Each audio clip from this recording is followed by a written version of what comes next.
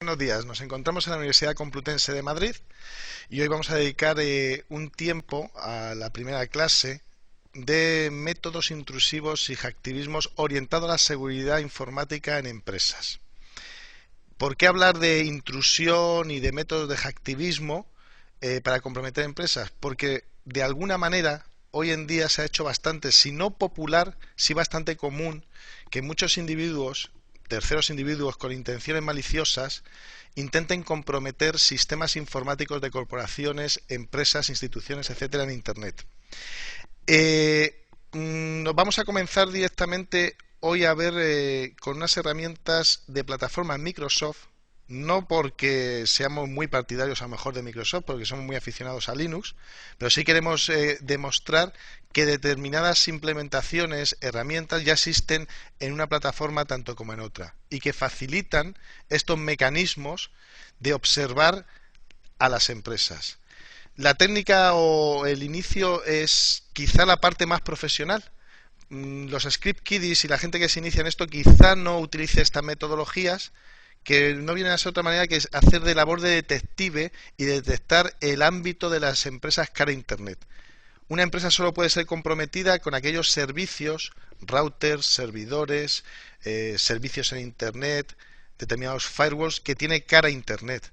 Nuestra misión es detectar toda esta actividad en Internet de determinado dominio, de determinada empresa, de modo que podamos ver cuál puede ser el eslabón más débil. Ver el eslabón más débil será el desencadenante de lo que se llama un vector de ataque. Un vector de ataque es tú intentarás comprometer siempre la parte que consideres más sensible y menos protegida de la empresa. Hablando de las herramientas all-in-one, hoy quiero dedicarle a mí principalmente me gusta hacerlo todo en modo de consola, CMDs o shells, cuando hablamos de sistemas Linux y Unix, pero sí debo de reconocer que estas herramientitas como la que vamos a ver hoy, Netscan Tools, algunos de nuestros alumnos de los cursos de training de hacktivismo, seguridad informática, protección de sistemas, les gustan otras herramientas como SAM Spade o las últimas versiones de Netscan Tools. Yo directamente no voy a utilizar la última porque todas hacen lo mismo.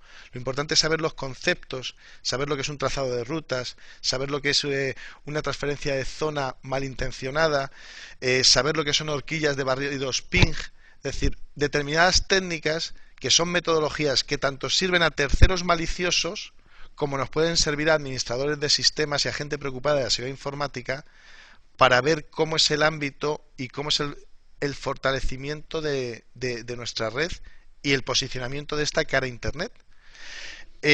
Voy a comenzar directamente con un breve ejemplo. Vamos a suponer que determinada empresa llega a nuestro poder su página web. Podría ser www.grupodata.com.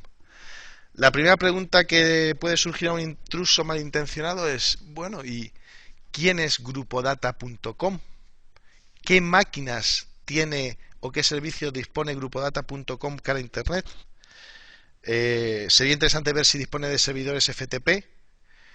Sería interesante detectar cuál es su página web, cuáles son sus servidores DNS, cuáles son sus servidores de correo, ya sean POP3, SMTP, IMAP, etcétera, precisamente porque una de esas máquinas va a ser candidata a ser, entre comillas, podríamos decir, violada o comprometida. En este caso, cuando tenemos una página web o un dominio, lo idóneo sería utilizar una primera técnica que no debería de funcionar porque se debe a un error de mala configuración en los servidores DNS de la empresa o del ISP, el provider de Internet que le suministra los servicios. Esta técnica se llama transferencia no autorizada de zona. Para explicarlo un poquitín en qué consiste, porque me parece que lo más relevante es comprender los mecanismos que se utilizan para llegar a inferir información confidencial o que no debería estar disponible de la empresa cara a Internet. Una transferencia de zona, en pocas palabras, es de la siguiente manera. Los servidores DNS de una compañía, normalmente estamos acostumbrados a 2 DNS, pero no tienen por qué ser 2. Hay quien tiene 3, 4, 5, dependiendo de la magnitud. Deben de hablar entre ellos. Estos servidores contienen unas determinadas, todos sabemos, determinadas tablas que asocian nombres de las máquinas de la corporación a direcciones IP de las máquinas a Internet. Todos sabemos que Internet, las máquinas se entienden por IPs. Esas tablas contienen toda la cara visible de la empresa a Internet, sean servidores web, servidores de bases de datos, servidores de correos salientes, servidores FTP, etcétera. Los servidores DNS pueden hablar entre ellos. Normalmente lo que suele suceder es que servidor primario o secundario, aunque existen unos servidores intermediarios que los voy a obviar, servidores maestros que ayudan a esta tarea, transfieren esas tablas de uno al otro cada determinado tiempo, con el objeto de que ante la caída de un DNS primario o un secundario, el otro puede seguir replicando y resolviendo los nombres de las máquinas en Internet. ¿Qué sucede? El secundario puede preguntar al primario y decirle, dame la transferencia de tu tabla. Y se puede producir y debe de producirse. Al igualmente el terciario puede preguntar al primario.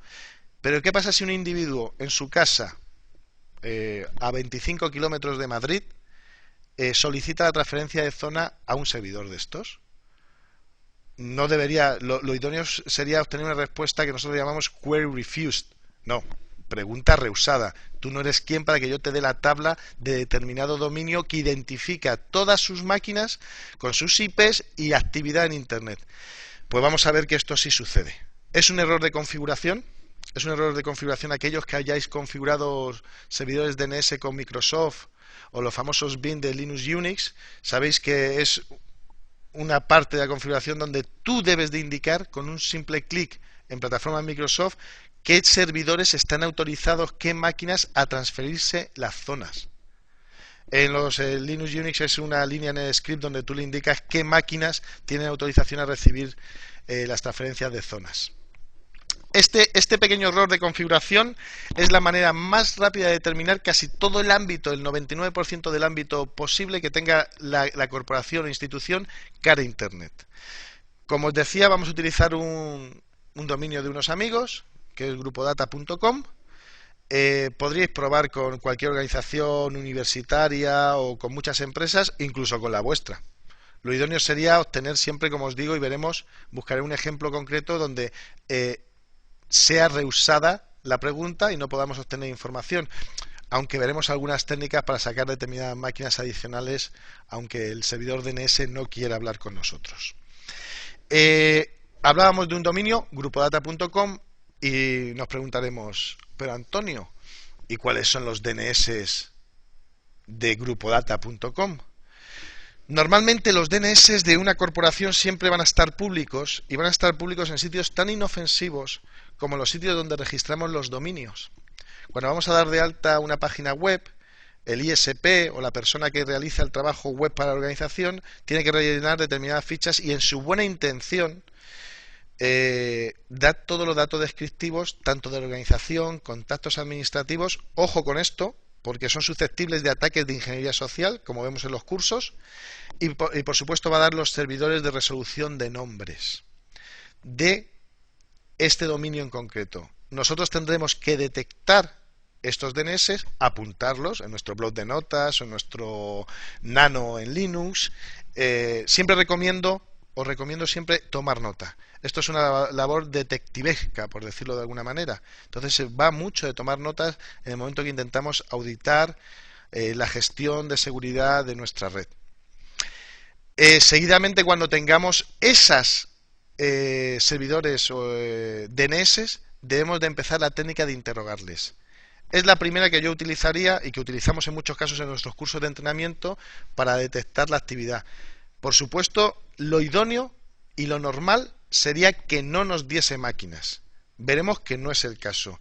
Pasado y caído esta técnica, si no es efectiva, los intrusos maliciosos saltan a otra complementaria que pueden ser barridos de horquillas ping, porque hay máquinas como los servidores de correos que deben de ser siempre públicos, como los servidores DNS que siempre lo vamos a tener, como el servidor web que siempre lo vamos a tener. Es decir, tenemos siempre algo de actividad detectable a simple vista con simples comanditos del sistema operativo.